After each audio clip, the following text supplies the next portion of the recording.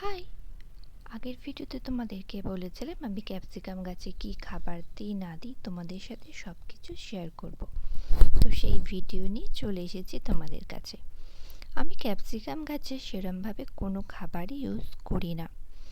মাসে একবার করে শুধু সরিষার খোল দিই 15 দিন অন্তর।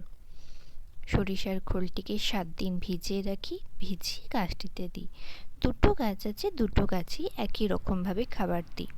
আর ক্যাপসিকাম গাছ কিন্তু একদম জল পছন্দ করে না, তো আমি একটু ড্রাই অবস্থায় এলে তবেই গাছে জল দিই। আর গাছে আমার যে নার্সারি থেকে আমি গাছ নিয়েছিলাম আমাকে বলেছিল ইয়েলো অ্যান্ড রেড দুটো কালারের ক্যাপসিকাম হবে, কিন্তু কী কালারের ক্যাপসিকাম এখন বুঝতে পারছি না ক্যাপসিকামগুলো না পাকলে।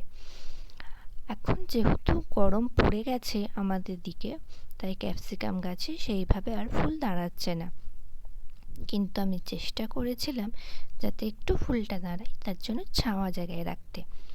আমি যে জায়গাটিতে গাছটি রেখেছি সেই জায়গাটিতে আমার সেরমভাবে রোদই পড়ে না, ঠান্ডাই থাকে, তাও ফুল থাকছে না। আর কিছু করার নেই, যেহেতু গরম পড়ে যাচ্ছে, ফেব্রুয়ারি সেকেন্ড উইক চলে এলো, তাই তো আমি তোমাদেরকে বলেছিলাম আমি গাছে কি খাবার ইউজ করি না ইউজ করি বলবো, তো আমি সেই ভিডিওটা তোমাদের সাথে আজকে শেয়ার করলাম। ভালো লাগলে অবশ্যই লাইক করো ভিডিও দিতে। Thank you.